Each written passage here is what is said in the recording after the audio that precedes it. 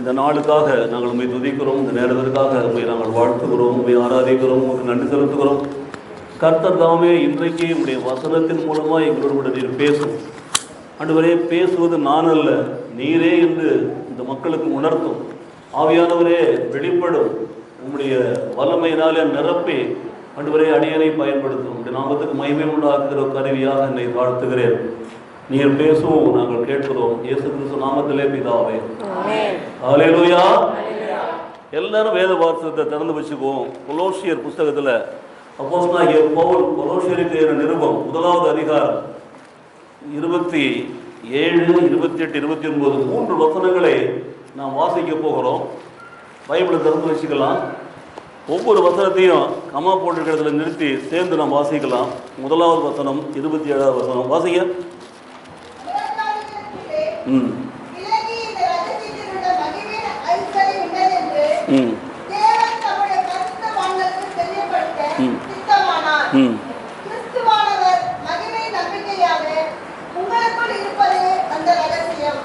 போதும். இப்போ இது 1வது வசனம். 2வது வசனத்தை பக்கம் வாசிங்க.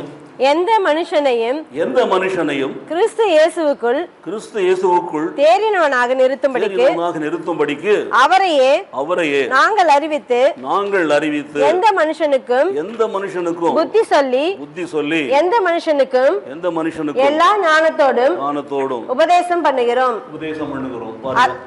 அதுதான் நம்ம இன்றைக்கு செய்யறோம். நல்லா கவனிச்சுக்கிட்டீங்கன்னா, காலையில் உங்களுக்கு முதல்ல ஆரம்பம் 128ஆம் சங்கீதத்தில் சொல்லப்பட்டதான். கர்த்தருக்கு பயந்து அவர் வழியில் நடக்கிறவன் எவனோ அவன் பாக்கியவான், எவனோன்னு சொல்லிட்டான். இன்றைக்கு எந்த மனுஷனையும், அவன் மனுஷனாக இருந்தால் போதும். அவன் என்னவா இருக்கணும்? மனுஷனாக இருக்கணும். அவன் கிறிஸ்துவனாக இருக்கணும், அவன் யூதராக இருக்கணும், அவன் அப்படி இருக்கணும் இப்படி இருக்கணும் நம்ம சொல்லவே மாட்டான். எந்த மனுஷனாக இருந்தாலும் சரி, எந்த மனுஷனையும் என்று கவனியுங்கள். மறுபடியும் எந்த மனுஷனையும் கவனியுங்கள். மறுபடியும் அந்த மனுஷனுக்கு நம்ம என்ன செய்யறதை பாருங்கள். 3வது நீங்கள் வாசிங்க இந்த பக்கம். அதற்காக வாசிங்கப்பா யாராவது ஒருத்தவங்க. எனக்குள்ளே வல்லமையாய் கிரியை நடப்பிக்கிற அவருடைய பலத்தின்படி போராடி பிரயாசப்படுகிறேன். பவுலுடைய வார்த்தைகள், அப்போஸ்தலனாகிய பவுல் கொலோசியருக்கு நிருபத்தினுடைய வார்த்தைகள். இந்த வேத பகுதியை நீங்கள் வாசிக்கிற பொழுது நல்ல கவனிங்க. இதிலிருந்து ஒரு தலைப்பை நாம் எடுத்துக்கொள்ள முடியும். நல்ல கவனிச்சிங்கன்னா, புறஜாதிகளுக்குள்ளே, ஆண்டவரை அறியாத மக்களுக்குள்ளே, அதை நம்ம எடுத்துக்கணும். வேறு மாதிரி எடுத்துக்கூடாது. ஜாதின்னா ஜாதி எடுக்காதீங்க. Don't go for caste. It is not caste. It is யாரார் ரட்சிக்கப்பட்டிருக்கிறா ரட்சிக்கப்படாதோ புறஜாதிகளுக்குள்ளே, ஆண்டவரை அறியாத மக்களுக்குள்ளே விளங்கிய இந்த ரகசியம். இந்த ரகசியம் அவர்களுக்குள் விளங்குகிறது. அவங்க தான் கற்றுக்கொள்ள போகிறாங்க. அவங்களுக்காக தான் இந்த சுவிசேஷத்தை எழுதணும், புறஜாதிகளுக்கு தான். ஸோ புறஜாதிகளுக்குள்ளே விளங்கிய இந்த ரகசியத்தில் உள்ள மகிமையின் ஐஸ்வர்யம், மகிமை அதனுடைய ஐஸ்வர்யம் பார்த்தீங்களா? கர்த்தர் நம்முடைய மகிமையை நமக்கு பகிர்ந்து கொடுக்கிறார். மகிமை தான். மகிமைக்குள் பிரவேசித்தார் என்று போடுவோம். செத்து போனார், நோட்டீஸ் போர் பார்க்கலாம். மகிமைக்குள் பிரவேசித்தார். மகிமை. ரோமருக்கு நிருபம் 8ஆம் அதிகாரத்தில் 28ஆம் வசனத்தை வாசிங்க.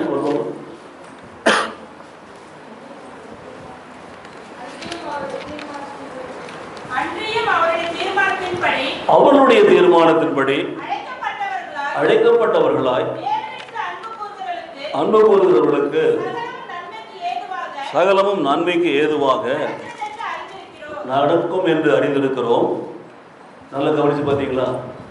சகலமும் நன்மைக்கு ஏதுவாகவே நடக்கும். அப்புறம் அடுத்த வசனம்,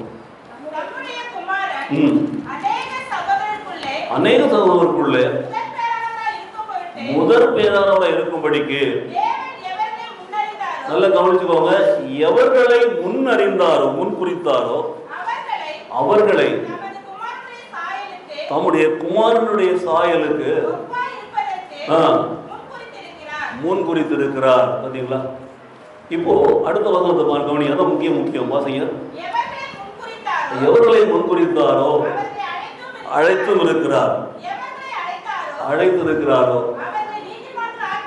நீதிமான்களாய் ஆக்கியிருக்கிறார், ஆக்கினாரோ மகிமைப்படுத்தியும் இருக்கிறார். ஹல்லேலூயா. மறுபடியும் மகிமைங்கிற வார்த்தையை பாருங்கள். எவர்களை முன்குறித்தாரோ, எவர்களை அழைத்தாரோ, எவர்களை தகுதிப்படுத்தினாரோ, எவர்களை நீதிமான்களாய் மாற்றினாரோ எல்லாருக்கும் அந்த மகிமையிலே பங்கு கொடுக்கிறார். மகிமை தான் மிக முக்கியம். It is glory, it is glory to God என்று போடுவோம். தேவனுக்கே மகிமை. மகிமைங்கிறத நம்மளால பார்க்க முடியாது. பாரம்பரிய சபையில் புனிதர்கள் சுற்றிலும் வட்டம் போட்டிருப்பாங்க. வட்டமாக மஞ்சள் கலரில் ஒரு வட்டம் போட்டு மஞ்சள் கலரில் வச்சுருப்பாங்க. அப்படின்னா பரிசுத்தவான்கள் என்று அர்த்தம். யார் ஹோலி பீப்புள். பரிசுத்தவான்களை சுற்றி வட்டம் போட்டிருப்பாங்க. அது வட்டம். அவங்க படத்தில் சிலையில் எல்லா இடத்துலையும் போட்டிருப்பாங்க அவங்க. அது நம்ம பார்த்துருக்குறோம். ஆனால் நமக்கு கொடுக்கக்கூடிய மகிமை என்ன? நம்மை சுற்றிலும் ஒரு தேவனுடைய பிரசன்னம் இருக்கிறது, ஆவியானவர் இருக்கிறார். ஒரு வட்டம் இருக்கிற அளவுக்கு தேவனுடைய மகிமை நம்மை தாங்குகிறது. அந்த மகிமையை தான் நான் இன்றைக்கு பார்க்க போகிறேன். பாருங்க மகிமை. இப்போ கவனித்தீங்கன்னா புறஜாதிகளுக்குள்ள விளங்க பண்ணின அந்த ரகசியங்களின் மகிமையினுடைய ஐஸ்வர்யம் என்னதென்று தேவன் தம்முடைய பரிசுத்தவான்களுக்கு தெரியப்படுத்த சித்தமானார். அவருக்கு பிரியமாக இருக்கிறது. புறஜாதிகளுக்குள்ளே விளங்குகிற அந்த ஐஸ்வர்யம், அந்த மகிமையின் ஐஸ்வர்யத்தை அது என்ன என்று உங்களுக்கு விளக்கம் பண்ணுவது அவருக்கு சுத்தமாக இருக்கிறது. ஆண்டவருக்கு நல்ல கவனி. அடுத்த வசனத்தை கவனித்தீங்கன்னா, கிறிஸ்துவின் மகிமையின் நம்பிக்கையாக உங்களுக்குள் இருப்பதே இந்த ரகசியம். அப்போ இயேசு கிறிஸ்துவானவர் உங்களுக்குள்ளே இருக்கிறாராம், உங்களுக்குள்ள வருகிறாராம். நல்லா கவனிச்சுக்கோங்க. இயேசு கிறிஸ்துவானவர் உங்களுக்குள்ளே இருக்கிறார். உங்களுக்குள்ள இருக்கிறாரா? விசுவாசிக்கிறீங்களா? இயேசு உங்களுக்குள்ள இருக்கிறாரா? எப்படி இருக்கிறாரா? கவனிங்க. இயேசுக்குள் உங்களுக்குள்ளே இருக்கிறார் என்று சொன்னால், கிறிஸ்துவானவர் மகிமையின் நம்பிக்கையாக உங்களுக்குள் இருப்பது தான் அந்த ரகசியம். It is a secret. அது ரகசியம். அந்த ரகசியம் என்ன? ஆண்டவர் எனக்குள்ளே இருக்கிறார். ஆண்டவர் உங்களுக்குள்ளே இருக்கிறார். மகிமையா இருக்கிறார். Glorious presence of the Lord Jesus Christ in you. அதுதான் மகிமை. மகிமை என்ன பாருங்க. மகிமைக்குள் பிரவேசிக்கிறது, மகிமையிலே பங்குதாரராய் மாற்றுகிறது. மகிமை என்பது தேவ பிரசன்னத்துக்குள் வருகிறது. உயிரோடு இருக்கிற நாட்களிலே we should enter into the glory of God. தேவனுடைய மகிமை அவ்வளவு மகத்துவமானதாக இருக்கிறது பாருங்க. ஸோ இயேசு கிறிஸ்துவானவர் மகிமையின் நம்பிக்கையாக. இன்றைக்கு நான் பார்க்க போகிற தலைப்பு மகிமையின் நம்பிக்கை தான்.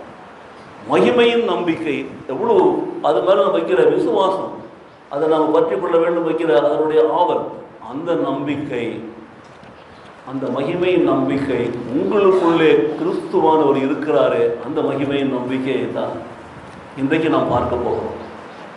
இன்றைக்கு நீங்களும் நானும் தெளிவாய் தெரிந்து கொள்ள வேண்டும். கிறிஸ்து எனக்குள்ளே இருக்கிறாரா? மகிமையாக இருக்கிறாரா? மகிமையின் பிரசன்னம் எனக்குள்ளே இருக்கிறதா? யோசித்து பாருங்க. எனக்குள்ள இருக்கணும். இயேசு கிறிஸ்து எனக்குள்ள இருக்கிறாரா? உங்களுக்குள்ள இருக்கிறாரா? மகிமை நம்பிக்கையா இருக்கிறாரா? அதுதாங்க ரகசியம். That is the secret. இன்றைக்கு நான் சொல்ல போகிற ரகசியம் என்னவென்று சொன்னால், கிறிஸ்துவானவர் எனக்குள்ளே மகிமையாக இருக்கிறார்.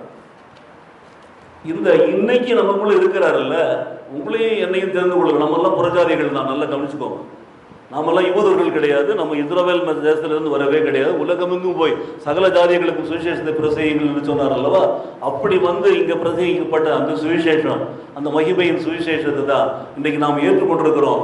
நாம் லிட்டரிக்கலாக பார்த்தோம்னா we are also புறஜாதிகள் தான்.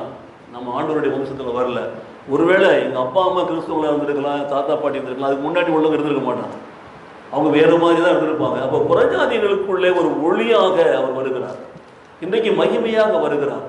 அந்த இயேசு கிறிஸ்து உங்களுக்குள்ளே எனக்குள்ளே இருக்கிறது வந்து நமக்கு ஒரு ரகசியமாக இருக்கிறது. இதைத்தான் சொல்கிறாரு, புறஜாதிகளுக்குள்ளே விளங்கிய அந்த ரகசியம், அந்த ரகசியத்தில் உள்ள மகிமையின் ஐஸ்வர்யம் என்னதென்று இன்றைக்கு தம்முடைய பரிசுத்தவான்களுக்கு தெரியப்படுத்த அவர் சித்தமாக இருக்கிறார். உங்களுக்கும் எனக்கும் அவர் அந்த மகிமையை வெளிப்படுத்த சித்தமாக இருக்கிறார். அல்லேலூயா. சத்தமா சொல்லுங்க. தூங்குறீங்களா? அந்த மகிமை உங்களுக்குள்ளே வந்துச்சுன்னா, அந்த பிரசன்னம் உங்களுக்குள்ளே வந்துச்சுன்னா, that is the secret of the message today. இன்றைய செய்தியின் ரகசியம் அதுதான். நல்லா கவனிச்சுக்கோங்க. ஒரு வசனத்தை தான் சொல்லியிருக்கிறேன். இந்த மகிமை உங்களுக்கும் வரணும், எனக்கும் வரணும், நம்ம எல்லாருக்கும் வரணும், வந்திருக்கிற எல்லாருக்கும் வரணும். இயேசு கிறிஸ்துவானவர் மகிமையாக தான் வருவார். அவருக்கு இயேசு கிறிஸ்து இங்கே வந்து வர முடியாது, தாடி மீசெல்லாம் வச்சுக்கின்னு வரவும் முடியாது, அவர் சரீரத்தில் வர முடியாது. அவர் மகிமையின் பிரசன்னத்தில் நமக்குள்ளே வருகிறார். அதை நீங்கள் கவனிக்கணும். அந்த மகிமையினுடைய நம்பிக்கை தான் நமக்குள்ளே பிரசன்னமாக இருக்கிறதா என்று நாம் பார்க்கணும். அதுதாங்க ரகசியம். அதை தான் சரிப்படுத்தி கொள்ள போகிறோம். இன்றைக்கு கேட்க போகிற செய்தியின்படி கிறிஸ்துவானவர் மகிமையின் நம்பிக்கையாய் எனக்குள்ளே இருக்கிறார் என்று நாம் முடிப்போம். அதை நாம் முடிக்க போகிறதை இப்பயே சொல்லிட்டோம். உங்களுக்கு இந்த செய்தியை கேட்கிற பிற்பாடு நீங்கள் ஒவ்வொருவரும் சொல்ல வேண்டிய காரியம், கிறிஸ்துவானவர் மகிமையின் கிறிஸ்துவனுடைய மகிமையான நம்பிக்கை எனக்குள்ளே இருக்கிறது. அதைத்தான் இன்றைக்கு நாம் சொல்ல போகிறோம். 2வது வசனத்துக்கு போகிறோம் பாருங்க. எந்த மனுஷனையும் கிறிஸ்து இயேசுவுக்குள் தேறினவனாக நிறுத்தும்படிக்கு. முதல் வேலை அதுதான். எதனா இருந்தாலும் பரவாயில்ல, எனக்கு அவங்க கிறிஸ்துவங்களாக இருக்கணும், ஆண்டவர் ஏற்கணும், அதெல்லாம் கிறிஸ்து எந்த மனுஷனாக இருந்தாலும் சரி. அவங்களுக்கு நம்ம சுவிசேஷம் சொல்கிறோம், சுவிசேஷத்தை அவங்க கேட்குறாங்க. சுவிசேஷத்தை கேட்டு ஆண்டவரை ஏற்றுக்கொண்டு ரட்சிக்கப்பட்டு அவங்களை அறிக்கை செய்து மூழ்கி ஞானஸ்தானம் எடுத்து கர்த்தருடைய சித்தத்தின்படியே பந்திலே பங்கேற்று ஆண்டவருடைய சபையில் இருக்கிறார்கள்வா, இது வெளிப்பிரகாரமான ஒரு செயல்பாடுகள். நம்ம ஞானஸ்தானம் எடுக்கிறது, நம்ம வந்து திருவிழத்தில் பங்கேற்கிறது, ஆலயத்தில் உட்கார்றதெல்லாம் ரைட். ஆனால் உள்ளுக்குள்ளாக நீங்கள் பார்த்தீங்கன்னா அவனை கிறிஸ்து இயேசுவுக்குள் தேறினவனாக நிறுத்தும்படிக்கு நம்ம வேதத்தை வாசிக்கிறோம். இந்த ஹோல் பைபிள் டீச் பண்ணுறேன். ஒருத்தவங்களை டீச் பண்ணிட்டு இருக்கிறேன் நான். அவங்க வரல, இன்னைக்கு வந்தாங்களே என்னன்னு எனக்கு தெரியல. மணி 11 மணி ஆகும், 10:30.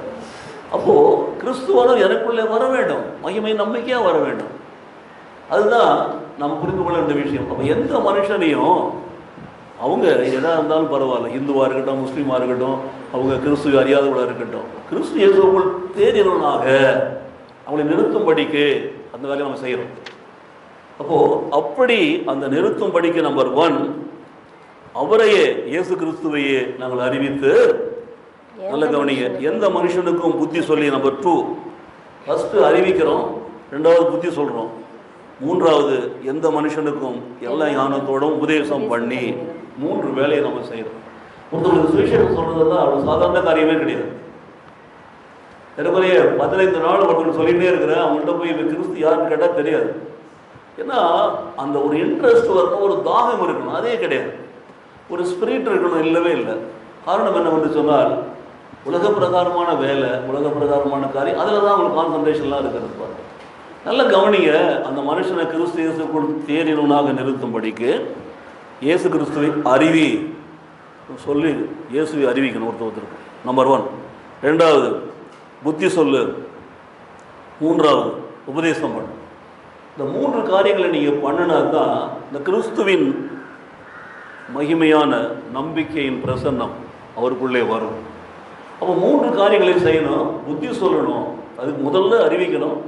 We should announce, proclaim the name of Jesus to everyone in the world, whoever may be, whether he is a Christian or a Muslim, whatever it is. But we should proclaim that he is a Christian. Christian, number 1, அறிவி. அப்புறம் புத்தி சொல்லு, அவரை பற்றியான காரியங்களை பற்றி அவருக்கு புத்தி சொல்லு. புத்தி, knowledge about Christ. So you announce Christ, tell about Christ. புத்தி சொல்லும். 3வது பாருங்க, உபதேசம் பண்ணு. இதற்கு தான் பைபிள் வசனம் வேணும் உபதேசம் பண்ணுவதற்கு. உபதேசங்கிறது ப்ரீச்சிங். ஸோ புத்தி சொல்லி டீச்சிங், அறிவி, ப்ரொக்ளைம் பண்ண, அனௌன்ஸ் பண்ண, அவ்வளோதான். ஸோ புத்தி சொல்லி எந்த மனுஷனுக்கும் எல்லா ஞானத்தோடும் உபதேசம் பண்ணுகிறோம் என்று சொல்கிறார். பாருங்க, எனக்கு பிரியமானவர்களே, 2வது வசனத்தில் கற்றுக்கொள்ள வேண்டிய காரியம், கிறிஸ்துவை அறிவி, கிறிஸ்துவை குறித்து புத்தி சொல்லு, கிறிஸ்துவை குறித்து உபதேசம் பண்ண. இந்த 3 காரியங்களை நம்ம செஞ்சாகணும். அப்போ தான் கிறிஸ்துவின் மகிமையான பிரசன்னம் நமக்குள்ளே வரும். நம்முடைய நம்பிக்கை அதுவாக தான் இருக்கும். அப்போ தான் அந்த ரகசியம் நமக்குள்ளே ஃபுல்ஃபில் ஆகும், நிறைவேறும். 3வது கவனிங்க, அதற்காக நான் எனக்குள்ளே வல்லமையாய் கிரியாய் நடப்பிக்கிற. பார்த்தீங்களா, இது நம்ம செய்யறது இல்லை, நீங்கள் செய்யறதில்ல, நான் செய்யறது கிடையாது. கிறிஸ்துவானவர் எனக்குள்ளே வரணும். He should come into me. அதற்காக நான் எனக்குள்ளே வல்லமையாய் கிரியை நடப்பிக்கிற கிறிஸ்துவனுடைய பலத்தின்படி. பார்த்தீங்களா, நான் கிறிஸ்துவை ஏற்றுக்கொள்ளணும், நான் கிறிஸ்துவை பற்றி அறிந்திருக்கணும், நான் கிறிஸ்துவை பற்றி உபதேசம் பண்ணப்பட்டிருக்கணும், நான் கிறிஸ்துவின் ஞானத்தில் வளரணும், கிறிஸ்துவனுடைய புத்தி எனக்கு இருக்கணும், கிறிஸ்துவை பற்றி எல்லாவற்றையும் அறிவதற்பாடு நான் சொல்கிறேன். எப்படி சொல்கிறேன்? அவருடைய வல்லமையாய் கிரியை நடப்பிக்கிறவருடைய பலத்தின்படி போராடி பிரயாசப்படுகிறேன். இது இஸ் ஒன்லி போராட்டம் தான். சுவிசேஷம் அறிவிப்பது என்ன பண்ணுறது, வாழ்க்கையில் ஒரு பெரிய போராட்டம். இல்லைன்னா என்ன பண்ண முடியாது, சுவிசேஷத்தை அறிவிக்கவே முடியாது. எனக்கு பிரியமானவர்களே, இந்த ஒரு காரியத்தில் நீங்கள் ஜாக்கிரதையாக இருக்கணும். சுவிசேஷத்தை நீங்கள் அறிவிக்கிறீர்களா? சுவிசேஷம் அறிவிப்பதற்கு உங்களுக்கு போதிய பலன் இருக்கிறதா? முதல்ல நீங்கள் புறஜாதியாக இருங்க, ஆண்டவரை அறியாத மக்களாக இருங்க. உங்களுக்கு ஆண்டவரை பற்றி சொல்லுவாங்க, ஆண்டவரை அறிவிப்பாங்க, இயேசு கிறிஸ்து அறிவிப்பார். அவரை பற்றிய எல்லா புத்தியையும் உங்களுக்கு சொல்லுவார். நல்லது, புத்தி கேட்டுக்கொண்டு. மூன்றாவது உபதேசம், வேத வார்த்தைகளை ஒப்பிட்டு உங்களுக்கு சொல்லுவார். அது அவருக்குள்ளே, அவர் எனக்குள்ளே இருக்கிறார். கிறிஸ்து எனக்குள்ளே வல்லமையாக பிரசன்னமாக இருக்கிறார். அவர் வல்லமையாக நடைப்பிக்கிறார். அவர் நான் பேசுகிறேன், நான் போராடி உங்களுக்கு பிரசங்கம் பண்ணுறேன், அவ்வளோதான். நீங்கள் அந்த இயேசு கிறிஸ்துவை பற்றி கொள்ளுங்கள். அந்த கிறிஸ்துவின் மகிமையான நம்பிக்கை உங்களுக்குள்ளே வரட்டும். வரட்டுமா? வருமா? ஆமென். ஹல்லேலூயா. முதலாவதாக முதல் காரியத்துக்கு போகிறோம். ஒன்றாய் பார்க்கலாம். கொலோசியர் 1:27 வாசிக்கிற பொழுது வாசிங்க. 11வது வசனம். அவர்களுக்கு அவர் பிரதியுத்தரமாக பரலோக ராஜ்யத்தின் ரகசியங்களை அறியும்படி உங்களுக்கு அருளப்பட்டிருக்கிறது, அவர்களுக்கோ அருளப்படவில்லை. There are two categories of people. ஒருவருக்கு சொல்லப்படுகிறது, இன்னொருக்கு சொல்லப்படல. சொல்லப்படுகிறவருக்கு எப்படி சொல்லப்படுகிறது? இயேசு கிறிஸ்துவினுடைய மகிமையான அந்த பிரசன்னத்தை எப்படி உணர்த்துறாங்க? பரலோக ராஜ்யத்தின் ரகசியங்களை உணர்த்துகிறாங்க. பரலோக ராஜ்யம் என்றாலே அது இயேசுவின் ராஜ்யம்தான். Kingdom of heaven is only Jesus Christ. மறைமுகமாக அவர் தான் அங்கே பிதாவாக இருக்கிறார். அவர் தான் சுதனாக கீழே வந்தார். அவர் தான் மறுபடியும் பரிசுத்த ஆவியாக மேலே போய் இப்படி நம்ம பார்த்து கொண்டே இருக்கலாம். பட் அந்த பரலோக ராஜ்யத்தினுடைய ரகசியங்களை அறிந்து கொள்ள வேண்டும்.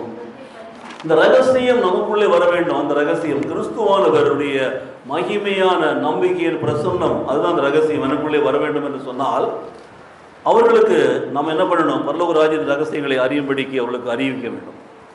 அவர்களுக்கு கொடுக்கப்பட்டிருக்கிறது. It is given. எல்லாருக்கும் கிடைக்கல. இப்போ எவ்வளோ பேர் உலகத்தில் இருக்கிறாங்க. இன்றைக்கு எல்லாருக்கும் சுவிசேஷத்தை அறிவிக்கிறோமா? முடியவே முடியாது. உலகத்தில் இருக்கிற எத்தனையோ கோடி ஜனங்கள், இந்தியாவில் இருக்கிற 160 கோடி ஜனங்கள் எல்லாருக்கும் அறிவிக்கிறோமா? இல்லை. ஆனால் மற்றவர்களுக்கு பற்றி நம்ம பிரச்சனை கிடையாது. அவர்களுக்கு அது அருளப்படவே இல்லை. யாருக்கெல்லாம் அருளப்பட்டிருக்கிறதோ it is God given gift.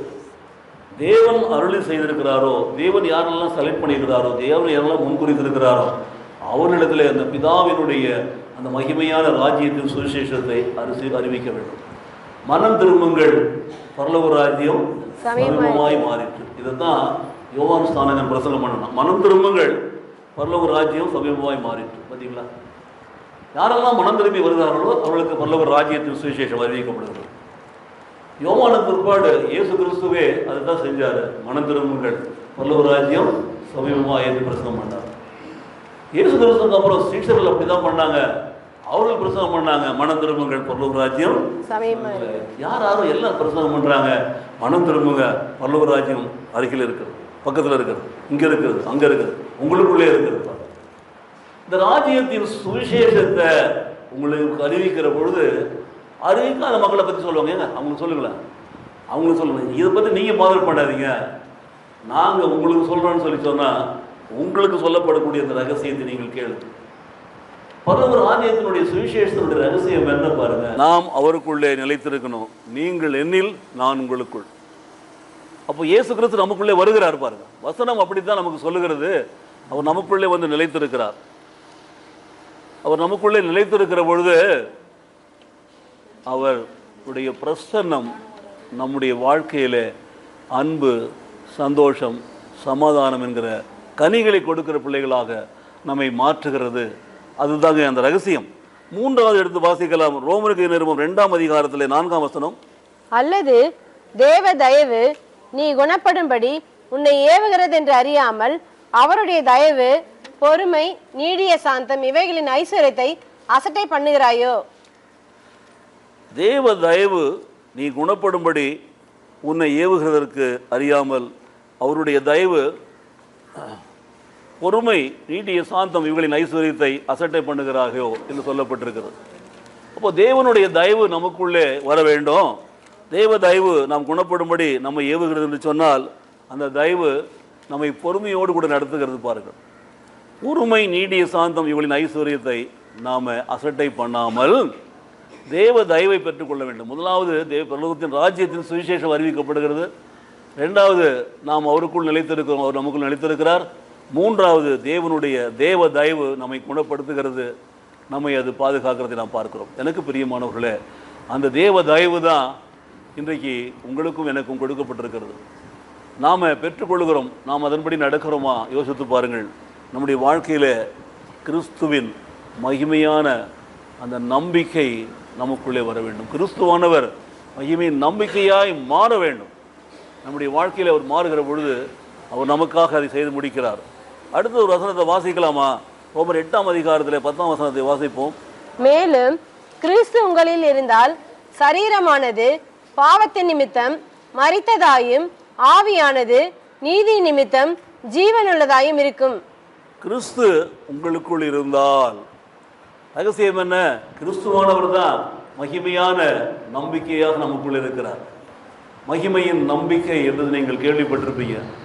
மகிமையின் நம்பிக்கையை நம்ம பாடலாம், பாடியிருக்கிறோம், பாட போகிறோம் இன்றைக்கு. நம்ம அந்த மகிமையின் நம்பிக்கையாய் அவர் இருந்தால், அந்த கிறிஸ்து உங்களுக்குள்ளே இருக்கிறார் என்று சொன்னால், உங்கள் சரீரமானது பாவத்தின் நிமித்தம் மரித்ததாக இருக்கிறது, ஆவிய நிமித்தம் அது நீதி நிமித்தம் ஜீவனுள்ளதாக இருக்கிறது.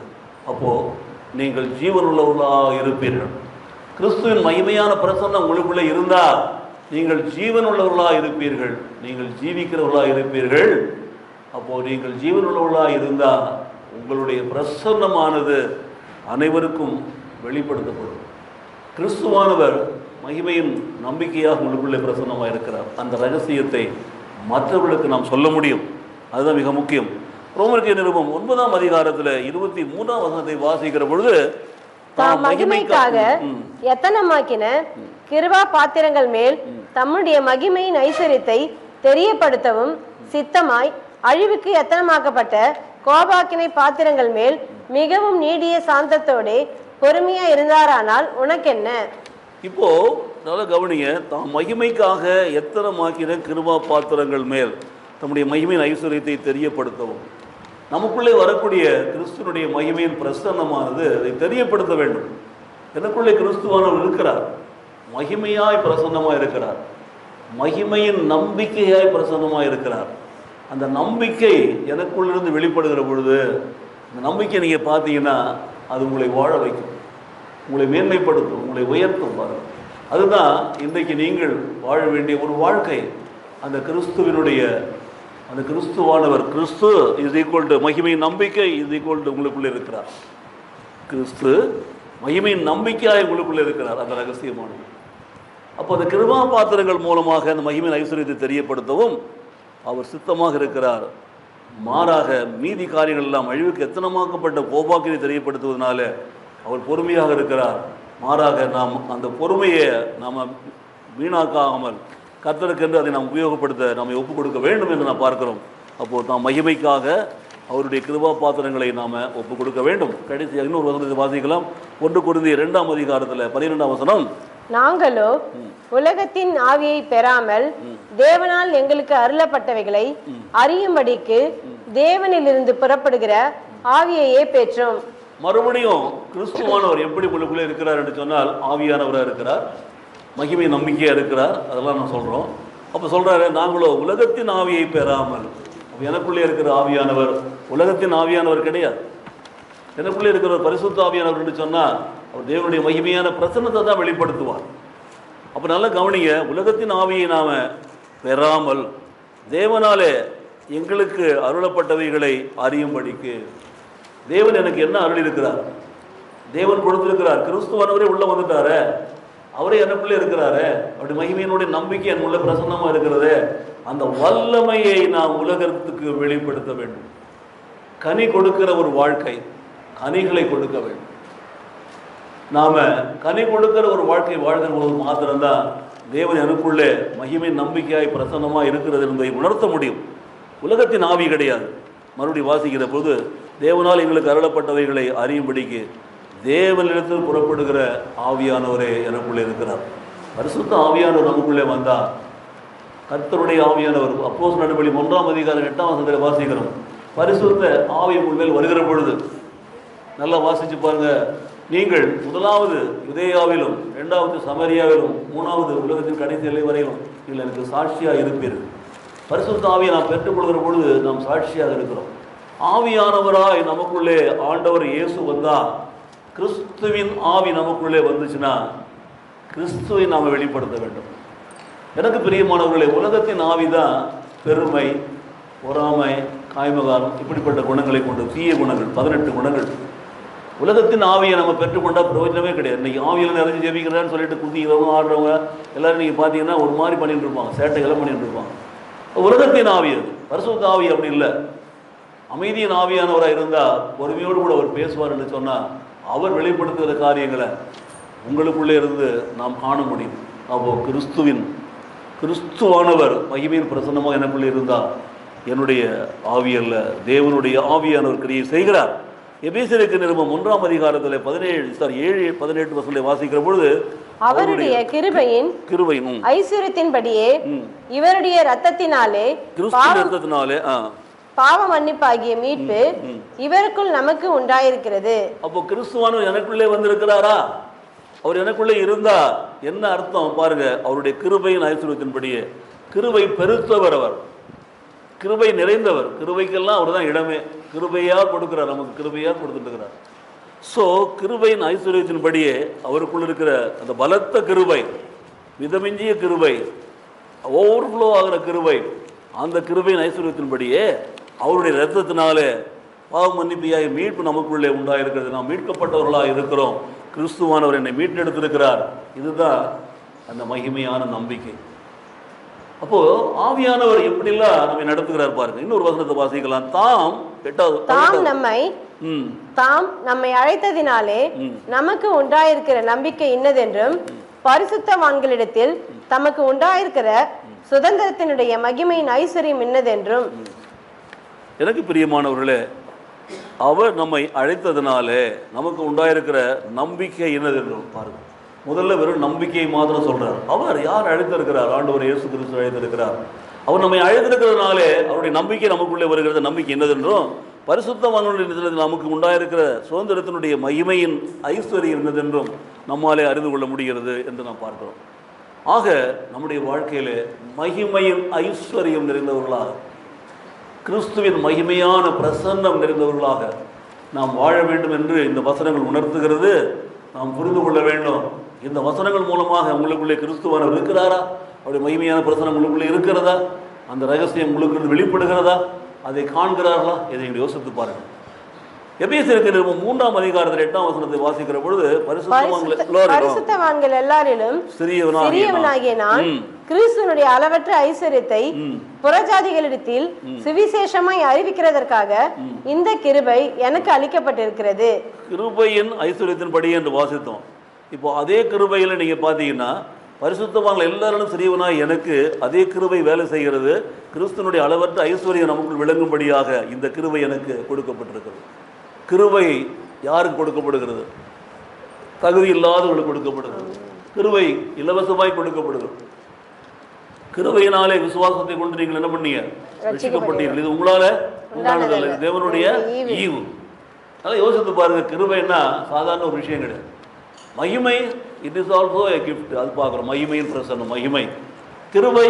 தேவனுடைய கிருபையினாலே நாம் ரட்சிக்கப்பட்டிருக்கிறோம். கிருபை தான் நம்மை ரட்சித்தது. கிருபை தான் உங்களையும் என்னை ரட்சித்தது. தேவனுடைய கிருபை நமக்குள்ளே இருக்கிறதா? நாம் ரட்சிக்கப்பட்டிருக்கிறோமா? யோசித்து பாருங்கள். கர்த்தர் நம்மை நடத்துகிறது உண்மை என்று சொன்னால், அந்த கிருபை எனக்கு அளிக்கப்பட்டிருந்தா அதுதான் கிறிஸ்துவினுடைய மகிமையான பிரசன்னத்தை எனக்குள்ளே வைக்கிறது.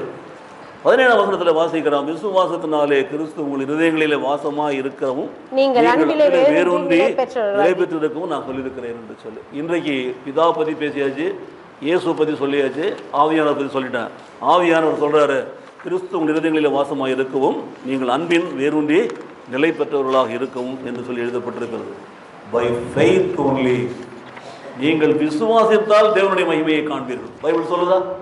விசுவாசிக்கிறவனுக்கு எல்லாமே கூடும். விசுவாசிக்கிறவன் எல்லாவற்றையும் காண்கிறான். நீங்கள் விசுவாசித்தால் தேவனுடைய மகிமையை காண்பீர்கள் சொல்லப்பட்டிருக்கிறது. நான் சொல்கிறேன், நீங்கள் விசுவாசித்தால் தேவனுடைய மகிமை, அந்த மகிமையின் பிரசன்னம் உங்களுக்குள்ளே இருக்குது. நீங்கள் விசுவாசித்தா கிருபை உங்களுக்குள்ளே இருக்கிறது, கிருபை நிரம்பி இருக்கிறது. கிருபையினால தான் விசுவாசத்தை கூட ரட்சிக்கப்பட்டிருக்கிறோம். இது உங்களால் உண்டானது தேவனுடைய கிருபை. கிருபை நிரம்பி இருக்கிறோம், மகிமை நிரம்பி இருக்கிறோம், பிதாவினுடைய ஆசீர்வாதங்கள் நிரம்பி இருக்கிறோம், இயேசு கிறிஸ்துவனுடைய பிரசன்னத்தெல்லாம் நிரம்பி இருக்கிறோம், ஆவியானவர் நம்மளுக்கு நிரம்பி இருக்கிறார். இந்த பிதா குமாரன் பரிசுத்தாவின் திருவிழாவை இன்றைக்கு உலகமெங்கும் உள்ள திருச்சபைகள் கொண்டாடுகிறார்கள். அதுதான் இன்றைக்கி முக்கியமான விசேஷம். இன்றைக்கி ஒரு ஃபீஸ்ட் என்று பார்த்தீங்கன்னா, இன்றைக்கி ஒரு திருவிழா என்று பார்த்தீங்கன்னா, 3 கடவுளின் திருவிழாவை தான் உலகமெங்கும் உள்ள பாரம்பரிய திருச்சபைகள் கொண்டாடி கொண்டிருக்கிறது. நாம் அது கொண்டாடுறதில்லை. அதுக்கு பதிலாக சொல்கிறேன், பிதா, பரிசுத்த ஆவி, இயேசு கிறிஸ்து பரிசுத்த ஆவி நம்மை நிரப்பி இருக்கிறார். நமக்குள்ள எப்படி இருக்கிறார்? மகிமையின் பிரசனத்தை கொடுத்திருக்கிறார். நாம் மகிமையின் பிரசனத்தினால் நிறைந்தவர்களாய் வாழ்கிற பொழுது இந்த ரகசியமானது நம்மிலிருந்து தேவனை வெளிப்படுத்தும். பிதா மகிமை அடைவார், இயேசு கிறிஸ்து மகிமை அடைவார், ஆவியானவர் மகிமை அடைவார். நாம விசுவாசத்தினாலே அந்த மகிமையினால் நிறைந்தவர்களாக இருப்போம். அந்த மகிமையின் பிரசன்னம் அந்த ரகசியத்தை நமக்கு கொடுக்கும்.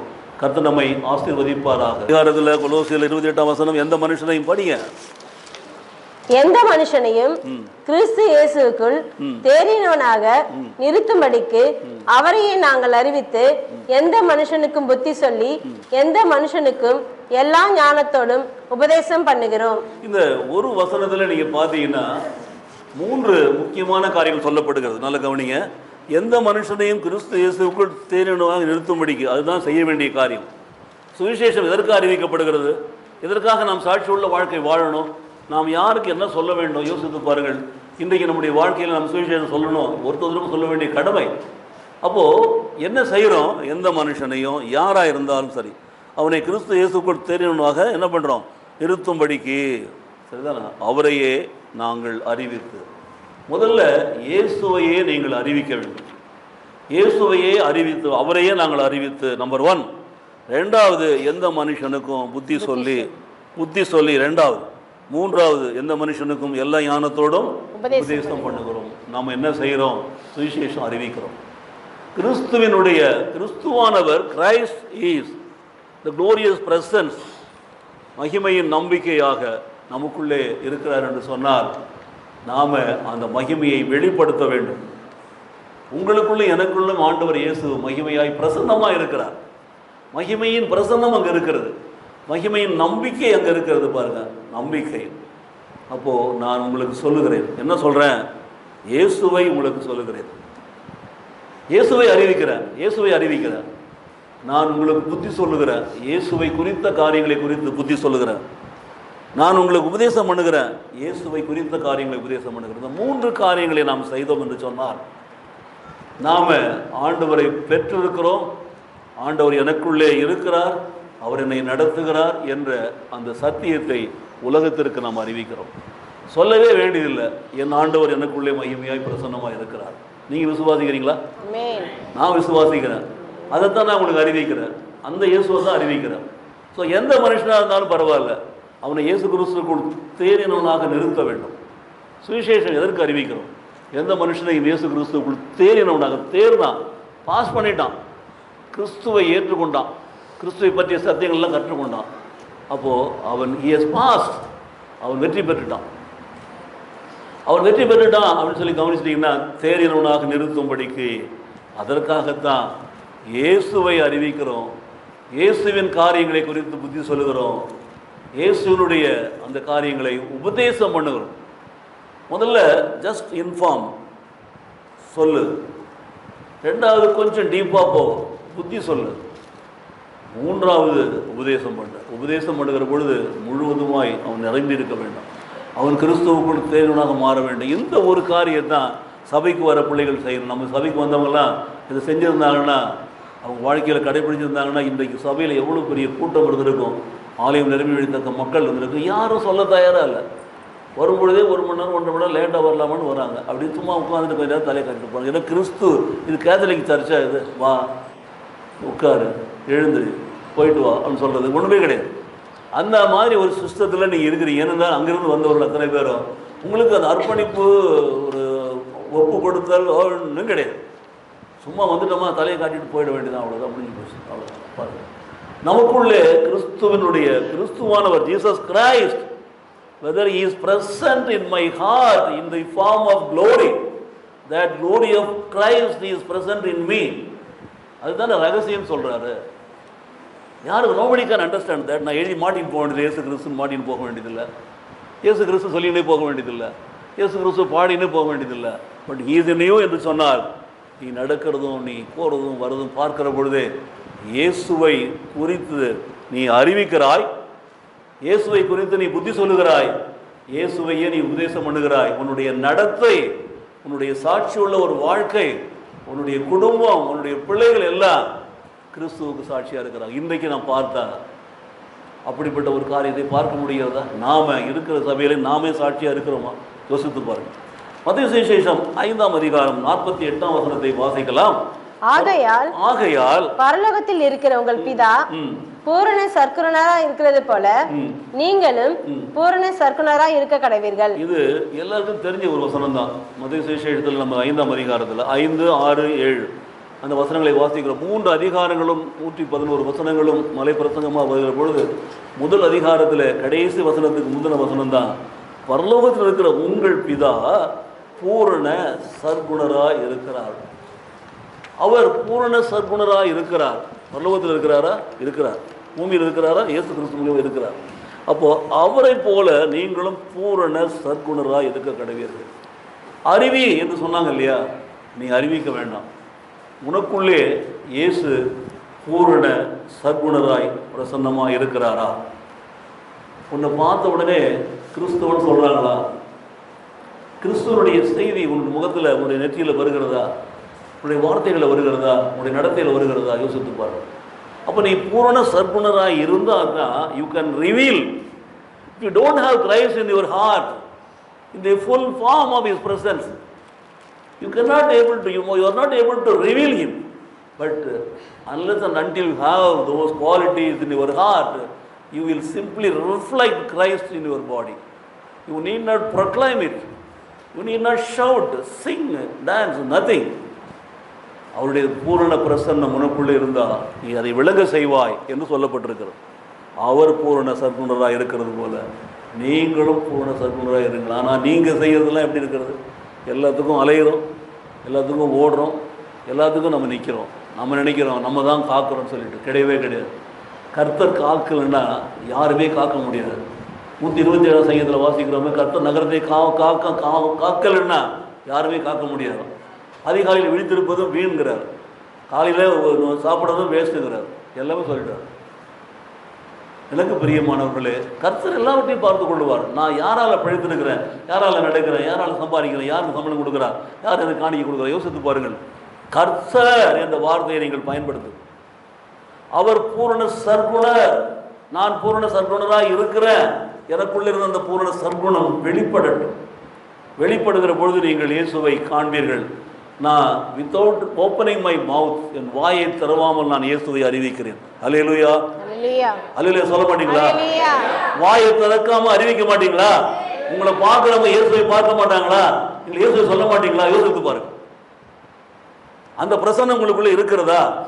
இரண்டாவது, அப்போஸ்தலர் நடபடி 20ஆம் அதிகாரத்தில் 20ஆம் வசனம் எடுத்து வாசியுங்கள். பிரயோஜனமானவைகளிலே ஒன்றை நான் உங்களுக்கு மறைத்து வைக்காமல் வெளியரங்கமாக வீடுகள் தோறும் உங்களுக்கு பிரசங்கித்து உபதேசம் பண்ணிங்கிறார். ஸோ வெளியரங்கமான காரியத்தை அவர் நமக்கு மறைக்காமல் அவர் நமக்கு என்ன பண்ணுறார்? அதை பிரசங்கித்து அதை உபதேசம் பண்ணுகிறார். 3 காரியங்கள் தான். நல்ல கவனிங்க. அறிவியுங்கள், புத்தி சொல்லுங்கள், உபதேசம் பண்ணுங்கள். ஸோ பிரயோஜனமானவைகளில் ஒன்றையும் நான் உங்களுக்கு என்ன வைக்கல, ஒளித்து வைக்கல, மறைத்து வைக்கல, வெளியரங்கமாக நான் உங்களுக்கு என்ன பண்ணுறேன்? வீடுகள் தோறும் உங்களுக்கு நான் பிரசங்கம் பண்ணுறேன்னு சொல்கிறார். அப்போது வீடுகள் தோறும் கூடி ஜெபிக்கிறார்கள், வீடுகள் தோறும் அப்பம் விற்கிறார்கள். ஆரம்ப கால திருச்சபை, ஆதி திருச்சபை என்று வைத்திருக்கிறாங்க. இன்றைக்கி பாண்டிச்சேரியில் கூட எங்கள் வெங்கடாநகரில் இருக்கிறது. ஆதி திருச்சபையில் எப்படி நடந்தது சத்தியம் என்பதை நான் பார்க்கலாம். சபையில் சேர்க்கிறார் பரிசுத்த ஆவியானவர், சபையில் ஜெபிக்கிறாங்க, அப்பம் விற்கிறாங்க என்று சொல்லி பார்க்கும்போது இன்றைக்கு நம்ம அப்படிப்பட்ட சிஸ்டத்தை ஃபில் பண்ணலாம், ஃபாலோ பண்ணலாம். ஆனால் நமக்குள்ளே இயேசு இருக்கணும், அந்த பரிசுத்தம் இருக்கணும், அந்த வாழ்க்கை இருக்கணும். அந்த சபை அப்படி தான் உருவானது. நல்ல கவனிங்க. வெளியரங்கமாக வீடுகள் தோறும் உங்களுக்கு பிரசங்கித்து உபதேசம் பண்ணி என்று எழுதப்பட்டிருக்கிறது. இப்போ 28ஆம் வசனத்தை வாசிங்க. ஆகையால் உங்களை குறித்தும் தேவன் தம்முடைய சுய இரத்தத்தினாலே சம்பாதித்து கொண்ட தமது சபையை மேய்ப்பதற்கு பரிசுத்த ஆவி உங்களை கண்காணிகளாக வைத்த மந்தை முழுவதையும் குறித்தும் எச்சரிக்கையாயிருங்கள். அப்போ 28ஆம் வசனத்தை சொல்லப்பட்டிருக்கிறது பாருங்க. ஆதியில வீடுகள் கூடி வந்தார்கள், ஜெபம் பண்ணாங்க, பாட்டு பண்ணாங்க, ஸ்தோத்திரம் பண்ணாங்க, அப்போ அப்பம் விட்டார்கள், தங்களுக்குண்ட எல்லாவற்றையும் விற்று கொண்டு வந்து அங்கே வச்சுட்டாங்க. அவங்க தேவையானவர்கள் பிரித்து கொண்டு போனார்கள். அப்படி தான் நம்ம பார்க்குறோம். அப்போது சத்தியத்தை நம்ம அறிவிக்கிற பொழுது சபையில் நம்முடைய காரியங்கள் வெளிப்படையாக இருக்கிற பொழுது நீங்கள் கவனித்தீங்கன்னா அதை மேய்ப்பதற்கு பரிசுத்த ஆவி உங்களை கண்காணிகளாக வைத்த அந்த மந்தை முழுவதையும் குறித்து எச்சரிக்கையாக இருங்கள். யூ ஆர் தி மேய்ப்பன். நீ தான் இந்த மந்தைக்கு மேய்ப்பன். நான் தான் இந்த மந்தைக்கு மேய்ப்பன் நான் நினைக்கிறேன். என்ன நீங்கள் மேய்ப்பனாக எடுத்துக்கிட்டீங்களோ எடுத்துக்கலையோ, நான் உங்களுக்கு மேய்ப்பனாக இருக்கிறேன். I take the responsibility of preaching you and teaching you and leading you and guiding you and keeping you in everything. It is my precious duty I think. அப்போது ஐ ஆம் தி மேய்ப்பர் என்று சொல்கிற பொழுது கர்த்தர் என் மேய்ப்பராக இருந்தா, நான் உங்கள் மேய்ப்பராக இருந்தா என்று யோசித்து பாருங்கள். அப்போ சபைக்கு பரிசுத்த ஆவியானவர் அந்த மேய்ப்பரை வைக்கிற பொழுது அந்த மேய்ப்பர் மூலமாக சபையை கட்டுகிறார் என்று சொன்னால் அவரே புத்தி சொல்லுகிறார், அவரே அறிவிக்கிறார் என்று பார்க்கிறோம். இன்னொரு வசனத்தை வாசிக்கலாம், எடுத்து வாசிகள். 31ஆம் வசனம், நடபடிகள் 20:31. ஆனபடியால் நான் 3 வருஷ காலமாய் இரவும் பகலும் கண்ணீரோடே இடைவிடாமல் அவனவனுக்கு புத்தி சொல்லி கொண்டு வந்ததை நினைத்து விழித்திருங்கள். அப்போ நான் 3 வருஷ காலமாய் இரவும் பகலும் கண்ணீரோடு இடைவிடாமல் அனைவருக்கும் என்ன பண்றேன், அவர் அனைவருக்கும் புத்தி சொல்லி கொண்டு வந்ததை நினைத்து நீங்கள் விழித்திருங்கள். நான் எப்படி புத்தி சொன்னேன்? 3 வருடமா ஜெபத்தோட கண்ணீரோட ஜெபித்து புத்தி சொல்றேன். நான் சொன்னதை நீங்க கவனிச்சீங்க. உங்களுடைய வீடுகளில் வந்து உங்களுடைய குடும்பங்களில் ஜெபிக்கிறேன். நான் சொன்ன புத்தியை நீங்க கேட்டிருக்கிறீங்க என்று சொல்றாரு. சொல்லி கொண்டு வந்ததை நீங்கள் நினைத்து விழித்திருங்கள். You must be alert. விழித்திருங்கள் என்று சொன்னா ஜாக்கிரதையா இருங்க.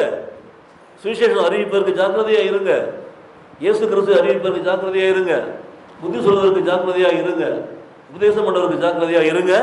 சபையை நீங்கள் மேய்ங்க. சபைக்கு மேய்ச்சல் என்ன? ஆவிக்குரிய ஆகாரம் என்ன? கர்த்தருடைய வசனம். வெளிப்படுத்தாதமான ஆகாரம் என்ன? கர்த்தருடைய பந்தி. அவ்வளவுதான். இந்த பந்தியில் நீங்கள் இந்த அப்பத்தை சாப்பிட்டு பசியார போறதில்லை. அது 1 கொரிந்தியர் 11 வாசிக்கலாம். மாறாக நாம அந்த மேய்ப்பனுடைய பங்கிலே தேவனுடைய வார்த்தையை ஆத்மாவினுடைய உணவாக கொடுக்குறோம் பாருங்க. அதான் மிக முக்கியம். இப்போ பிரேக்கிங் ஆஃப் பிரெட் என்று சொல்லுவார்கள் கேத்தலிக் சர்ச்சில் பார்த்தீங்கன்னா. முதல் பாதி பிரேக்கிங் ஆஃப் பிரெட், அடுத்த பாதி தான் பிரேக்கிங் ஆஃப் வேர்ட். இப்படி மாறி மாறி வரும் பாருங்க. முதல்ல பிரேக்கிங் ஆஃப் வேர்ட், அப்புறம் பிரேக்கிங் ஆஃப் பிரெட். ஆண்டோடைய வார்த்தையை தான் முதல்ல பிட்டு கொடுக்குறார்கள், அப்புறம் ஆண்டோடைய அப்பத்தை. நம்முடைய வாழ்க்கையில சொல்றாரு, நான் உங்களுக்கு அந்த மேய்ப்பன் வேலையை செய்கிறேன் என்று சொல்கிறார்.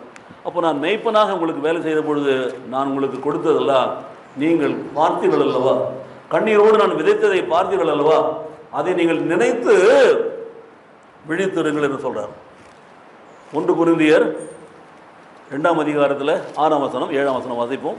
அப்படி இருந்தும் தேறினவர்களுக்குள்ளே ஞானத்தை பேசுகிறோம், இப்பிரபஞ்சத்தின் ஞானத்தை அல்ல, அழிந்து போகிறவர்களாகிய இப்பிரபஞ்சத்தின் பிரபுக்களுடைய ஞானத்தையும் அல்ல.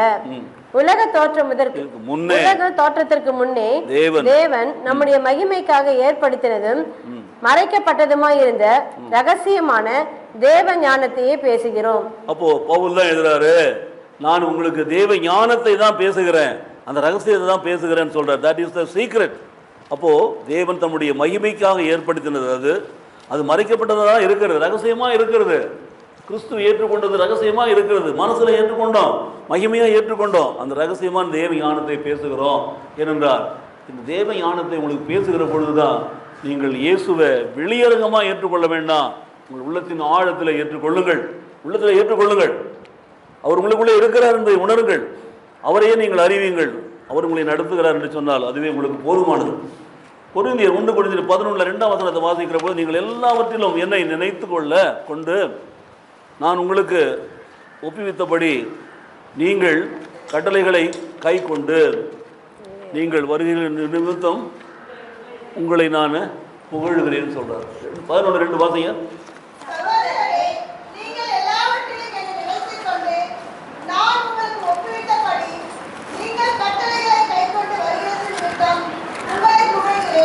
இந்த 1 கொரிந்தியர் 11ஆம் அதிகாரத்தில் முதல் வசனத்தை வாசிங்க.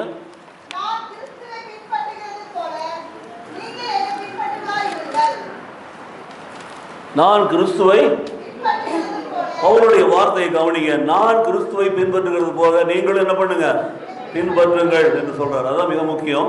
2வது வசனத்தில் நீங்கள் எல்லாவற்றிலும் என்னை நினைத்துக் கொள்ளுங்க, நான் எப்படி பின்பற்றுகிறேன், இயேசுவுக்கு நான் எப்படி ஊழியம் செய்கிறேன் என்பதை பார்த்துட்டு நான் உங்களுக்கு ஒப்புவித்தபடியே நீங்கள் கட்டளைகளை கை கொண்டு அதை வருகிற நிமித்தம் உங்களை நான் புகழ்கிறேன் சொல்றார். 4ஆம் அதிகாரத்தில் 13ஆம் வசனத்தை வாசிக்கலாம். வாசிங்க. அவர் சிலரை அப்போஸ்தலராகவும், சிலரை தீர்க்கதரிசிகளாகவும், சிலரை சுவிசேஷகராகவும், சிலரை மெய்ப்பராகவும், சிலரை போதகராக ஏற்படுத்தினார். 5 வகை ஊழியங்கள். கவுண்ட் பண்ணுங்க, 5 வகை ஊழியங்கள். இந்த பக்கம் வாசிங்க, ஆண்கள் 10 4:13 வாசிங்க, எடுத்து வாசிங்க. 10 நிமிஷத்துல முடிச்சிருவேன், பேசுங்க, எடுத்து வாசிங்க. அப்போஸ்தலர் நடபடி 4ஆம் அதிகாரம் 13ஆம் வசனம்.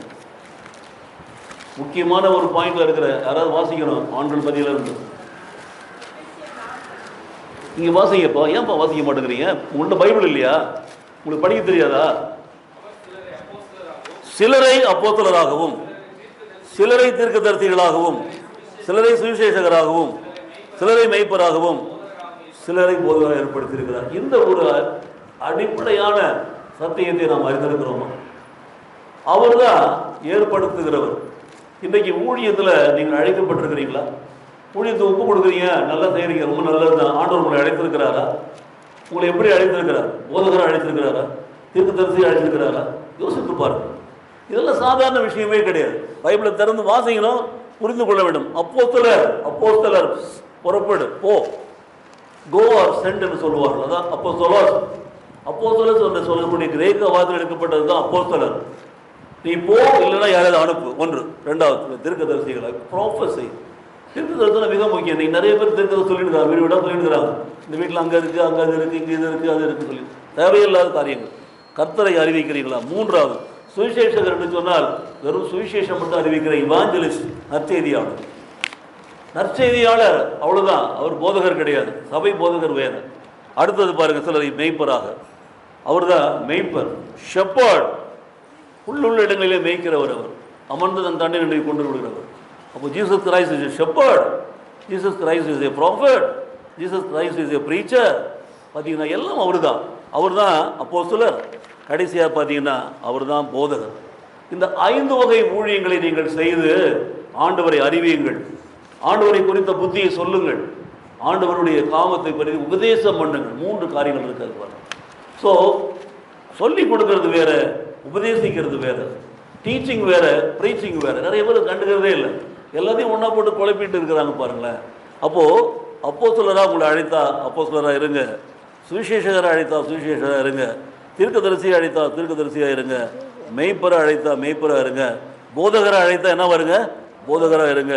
இவைகளெல்லாம் நீங்கள் திறம்பட செய்தீர்கள் என்று சொன்னார். இதைத்தான் அப்போஸ்தலனாகிய பவுல் அந்த எபேசியருக்கு நிருபத்தில் எழுதியிருக்கிறார் பாரு. சுவிசேஷம் இப்படி தான் அறிவிக்கணும். நாங்களெல்லாம் முதல் முறையாக நாங்கள் தலைமைத்துவ பயிற்சியை பெற்றுக்கொள்கிற பொழுது எங்களுக்கு கற்றுக் கொடுத்த காரியம் அதுதான்.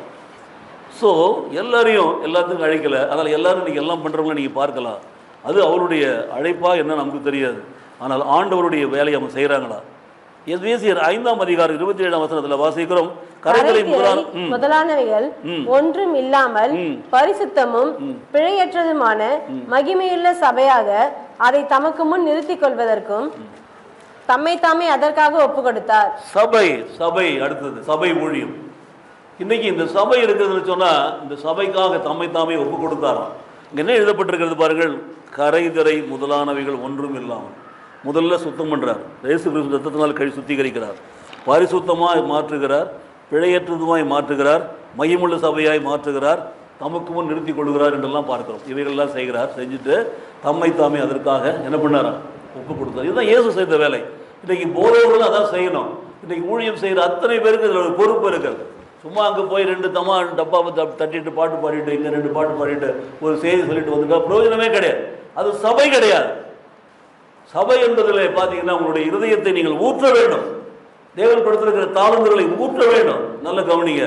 அப்போ கரைதிரை முதலானவைகள் ஒன்றும் இல்லாமல் உள்ளத்தில் 1008 கரையை வச்சிங்கன்னா, வாழ்க்கையில் 1008 கரையை வச்சுன்னு வாழ்கிற வாழ்க்கையில் கரையை வச்சு நாம் போய் ஊரில் இருக்கிறவங்க கரையெல்லாம் எடுன்னு சொன்னால் என்ன சொல்லுவோம்? உன் கரையை முதல்ல எடுத்துட்டு வாடா போடான்றோம்.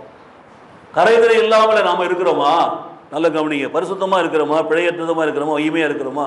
அந்த சுவிசேஷத்தை நம்ம அறிவிக்கணும். அதற்காக தான் தம்மை தாமே ஒப்பு கொடுத்தார் என்று சொல்கிறார். பாருங்கள், எனக்கு பிரியமானவர்களே, அவர் எப்படி சொல்லுகிறார் டு ப்ரொக்ளைம் ஜீசஸ், எப்படி டீச் பண்ணுறார், புத்தி சொல்லுகிறார், டு ப்ரீச் எப்படி உபதேசம் பண்ணுகிறார். கவனிங்க.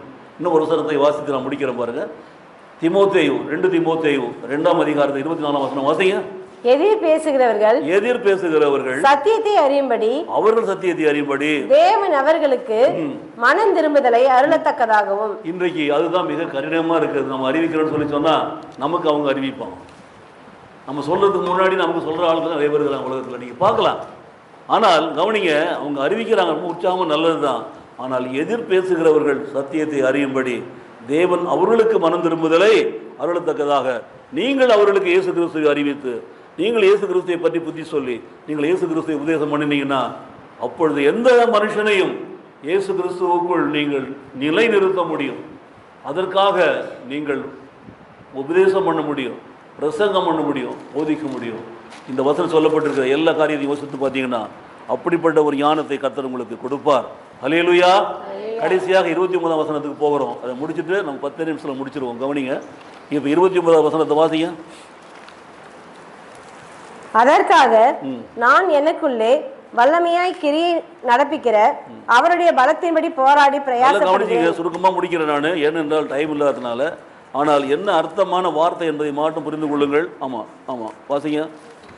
அதற்காக நான் எனக்குள்ளே வல்லமையாய் கிரியை நடப்பிக்கிற அவருடைய பலத்தின்படி போராடி பிரயாசப்படுகிறேன். இதைத்தான் சொல்றாரு. இப்படித்தான் நீங்க பிரயாசப்படணும். நான் எப்படி பிரயாசப்படுறேன், எனக்குள்ளே இருக்கிற இயேசு கிறிஸ்து எப்படி கிரியை செய்கிறார், அவர் எப்படி போதிக்கிறார் என்பதை கவனியுங்கள். அதே பிரயாசத்தை நான் உங்களுக்கு கொடுக்கிறேன், நீங்களும் அப்படி செய்யுங்கன்னு சொல்றாரு பாருங்க. ஆகவே 1 கொரிந்தியர் 15ஆம் அதிகாரம் 10ஆம் வசனம், ஆகிலும் நான் இருக்கிறது தேவ கிருபையினாலே இருக்கிறேன். அவர் எனக்கு அருளிய கிருபை விருதாவா இருக்கவில்லை. அவர்கள் எல்லாரிலும் நான் அதிகமாய் பிரயாசப்பட்டேன். ஆகிலும் நான் அல்ல, என்னுடனே இருக்கிற தேவ கிருபையே அப்படி செய்தது. இன்றைக்கு உங்களுக்கு வரக்கூடிய முதலாவது சிந்தை இதுதான். எனக்குள் இருக்கிற தேவ கிருபை தான் அதை செய்ய வேண்டும். நல்ல கவனிங்க. மற்றவர்களை பார்த்து காப்பி அடிக்கிற ஊழியர்கள் நிறைய நடக்குது உலகத்தில். எங்கே பார்த்தாலும் பிரசங்க ஸ்டைலு, போக்குவரத்து, எல்லாம் சமாச்சாரங்கள்லாம். நீங்கள் சத்திய வசனத்தை எடுக்கலாம், தப்பு கிடையாது. ஆனால் அவங்கள மாதிரி நீங்கள் டான்ஸ் போட முடியாது, அவங்கள மாதிரி நீங்கள் குதிக்க முடியாது. நீங்கள் உங்களுக்கு இருக்கிற தனி ஆற்றலை பயன்படுத்தி நீங்கள் பிரசங்கம் பண்ணணும். ஒருத்தருக்கு ஒரு ஆற்றல் இருக்கிறது. நம்முடைய ஆற்றலை நீங்கள் பார்க்குறீங்க. ஊழியக்காரங்க இருக்கிறாங்க, நான் பேர் சொல்ல பிரியப்படவே இல்லை, அவங்களுடைய ஸ்டைல் இருக்கிறது. ஆனால் அது வசனம் இருக்கிறதே எல்லாருக்கும் போதும். ஒருத்தர் பேசுகிற வசனத்தை எடுத்து நீ பேசலாம், ஆனால் பேச வேண்டிய விதம் வேற. அவர் சொல்றாரு பாருங்க, நான் எப்படி பிரயாசப்பட்டிருக்கிறேன் என்று நீங்கள் பாருங்கள். அதே மாதிரி நீங்களும் என்ன பண்ணுங்க, என்னோட கூட நீங்கள் பிரயாசப்படுங்கள். நான் தான் உங்களுக்கு மாதிரி சொல்றாரு. 1 கொரிந்தியர்ல அது வசனத்தை வாசிக்கிற பொழுது என்ன சொல்றாரு, நான் தான் உங்களுக்கு மாதிரி. என்னை நீங்கள் என்ன பண்ணுங்க, எனக்குள்ள இருக்கிற தேவ கிருபையை நீங்கள் பயன்படுத்துங்கள், அந்த கிருபை உங்களுக்குள்ளும் அப்படி செய்யும் என்று சொல்கிறார். 2 கொரிந்தியர் 11ஆம் அதிகாரம் 23ஆம் வசனம், அவர்கள் கிறிஸ்துவின் ஊழியக்காரரா? நான் அதிகம் புத்தியினமாய் பேசுகிறேன். நான் அதிகமாய் பிரயாசப்பட்டவன், அதிகமாய் அடிபட்டவன், அதிகமாய் காவல்களில் வைக்கப்பட்டவன், அநேகந்தரம் மரண அவதியில் அகப்பட்டவன். அவருடைய பாடுகளை குறித்து எழுதுகிறார் அப்போஸ்தலனாகிய பவுல். இப்படியெல்லாம் நான் பட்டத்தினால தான் அந்த சுவிசேஷம் எழுதியிருக்கிறார். 14 பேருக்கு நிருபம் எழுதியிருக்கிறார். அவர் நிரூபித்த அந்த நிருபங்களை வாசிச்சீங்கன்னா கொஞ்சம் ஊர் பேர்ல எழுதுகிறார். கொலோசியர், கொரிந்தியர், கலாத்தியர் என்று சொல்லி கொஞ்சம் ஆட்கள் பேர்ல எழுதுகிறார். தீமோத்தேயு, தீர்க்குன்னு சொல்லி எழுதுகிறார். பிலோமன் என்று சொல்லி. நல்லா கவனிச்சு பாருங்க, அவர் எவ்வளவு பெரிய ஒரு ஞானியா இருந்திருக்கிறார் பார்த்தீங்களா? அதான் சொல்றாரு, நான் எவ்வளவு பிரயாசப்பட்டேன், நான் எவ்வளவு கஷ்டப்பட்டேன், எப்படி அடிப்பட்டேன், எப்படி என்னென்ன காரியங்களை நான் பாடுபட்டேன். இதைத்தான் உங்களுக்கு மாதிரியா வைத்துக் கொள்ளுங்கள். இதுதான் பிரயாசப்படுறது. இப்படித்தான் நீங்கள் இயேசுவை அறிவிக்க வேண்டும். எபேசியர் 1:19 வாசிக்கிற பொழுது வாசிங்க. தாம் கிறிஸ்துவை மரித்தோரிலிருந்து எழுப்பி அவரிடத்தில் நடப்பித்த தமது பலத்த சத்துவத்தின் வல்லமைப்படியே விசுவாசிக்கிறவர்களாகிய நம்மிடத்திலே காண்பிக்கும் தம்முடைய வல்லமையின் மகா மேன்மையான மகத்துவம் இன்னதென்றும் நீங்கள் அறியும்படிக்கு அவர் உங்களுக்கு பிரகாசமுள்ள மனக்கண்களை கொடுக்க வேண்டும் என்று வேண்டிக் கொள்கிறேன். அவர் உங்களுக்கு பிரகாசம் உள்ள மனக்கண்களை கொடுக்க வேண்டும், உங்களுக்கு பொறுத்து கொள்கிற சரீரத்தை கொடுக்க வேண்டும். இப்ப அடுத்தது மனக்கண்களை கொடுக்க வேண்டும் சொல்லி இருக்கிறார். மூன்றாவது, அடுத்து நான்காவது பாருங்க, கொலோசியர் 2ஆம் அதிகாரத்துல 1-2 வசனங்கள். உங்களுக்காகவும் லவோதிக்கேயாவில் இருக்கிறவர்களுக்காகவும் சரீரத்தில் என் முகத்தை காணாதிருக்கிற மற்ற எல்லாருக்காகவும் மிகுந்த போராட்டம் எனக்கு உண்டு என்று நீங்கள் அறிய விரும்புகிறேன். அவர்களுடைய இருதயங்கள் தேற்றப்பட்டு அவர்கள் அன்பினால் இணைக்கப்பட்டு பிதாவாகிய தேவனுக்கும் கிறிஸ்துவுக்கும் உரிய ரகசியத்தை அறிந்து கொள்ளுகிற உணர்வின் பூரண நிச்சயத்தினுடைய எல்லா ஐஸ்வர்யத்திற்கும் உரியவர்களாக வேண்டும் என்று இப்படி விரும்புகிறேன். அவருடைய பவுல் தான் ஒரு மாதிரி என்பதை இந்த வசனங்கள் 5 வசனங்கள் சொல்லுகிறது பாருங்க. எப்படி அறிவிக்க வேண்டும், நான் எப்படி பிரயாசப்பட்டேன், எப்படி போராடினேன், அதான் சொல்லியிருக்கிறார். உங்களுக்காகவும் லவோதிக்கேயாவில் இருக்க எல்லாருக்காகவும் சரீரத்தில் என்னுடைய சுகத்தை நீங்கள் காணாதிருக்கிற மற்ற எல்லாருக்கும். ஏன்னா நீங்கள் முகத்தை பார்க்கல, ஃபிசிக்கலாக என்ன நீங்கள் பார்க்கல. நான் கருப்பா சகப்பா குள்ளமா உயரமா குள்ளமா இருந்தார், தலை வழுக்கையாக இருந்துச்சு, அவருக்கு மாலை கண் நோவு இருந்தது, எல்லா ப்ராப்ளமும் அவருக்கு இருந்துச்சு. அதை பற்றிலாம் பார்த்தீங்கன்னா அந்த எபிஎஸ் பட்டணத்தில் ஒரு மூலையில் அவருடைய சிலையை வச்சுருக்கிறாங்க, அதே மாதிரி அவர் மாதிரி. அதெல்லாம் சொல்கிறார். ஆனால் என்ன சொல்ல வருகிறார்னு பார்த்தீங்கன்னா, இவைகளில் நான் அறிய விரும்புகிறேன். அவர்களுடைய இருதயங்கள் தேற்றப்பட்டு அவர்கள் அன்பினாலே தேற்றப்பட்டு இணைக்கப்பட்டு பிதாவாகிய தேவனுக்கும் கிறிஸ்துவுக்கும் உரிய ரகசியத்தை, தேவனுக்கும் பிதாவுக்கும் கிறிஸ்துவுக்கும் உரிய ரகசியத்தை அறிந்து கொள்ளுகிற உணர்வின் பூரண நிச்சயத்தினுடைய எல்லா ஐஸ்வர்யத்திற்கும் உரியவர்களாக வேண்டும் என்று இப்படி நான் விரும்புகிறேன். அப்போ இந்த ரகசியம் பிதாவை வெளிப்படுத்துகிறது, இந்த ரகசியம் இயேசு கிறிஸ்து வெளிப்படுத்துகிறது, இந்த ரகசியம் ஆவியான வெளிப்படுத்துகிறது. இதற்கு ஒரு முன் மாதிரி பவுல் தாங்க. இந்த வசனத்துல கொலோசியர்ல எழுதியிருக்கிற 3 வசனங்களில் அவர் நான் போராடுகிறேன் பிரயாசப்படுகிறேன்னு சொல்றாருல்ல, அவரு தாங்க மாதிரி. இந்த மாதிரியை நீங்கள் பின்பற்றுங்கள், பவுலை மாதிரியாக பின்பற்றுங்கள். பவுலுடைய பிரசங்கங்களை பாருங்க, பவுலுடைய போதனைகளை பாருங்க, அவர் ஊழிய நடத்தின காரியங்களை பாருங்க. நான் தொடர்ந்து உங்களுக்கு மத்தியில் பவுலை பற்றி தான் பேசிக்கொண்டு வருகிறேன். யார் அதில் கவனிக்கிறேன்னு எனக்கு தெரியாது. போன வாரம் பேசுறது, முந்தின வாரம்லாம் பேசுனா நீங்கள் பார்க்கலாம். பவுலுடைய மாதிரி தான் இன்றைக்கு உங்களுக்கு எனக்கும் வேண்டும். எந்த மனுஷனையும் இயேசு கிறிஸ்துவுக்குள் தேர்வுகளாக நிறுத்தும்படிக்கு அவரையே அறிவித்து, அவரை பற்றிய புத்தியை சொல்லி, அவரை குறித்த உபதேசங்களை நாங்கள் அறிவிக்கிறோம். ஏனென்று சொன்னால் உங்களுக்குள்ளே கிறிஸ்துவானவர் மகிமையின் நம்பிக்கையாக வந்து பிரசன்னமாக இருக்க வேண்டும். எழுந்து நிற்போமா?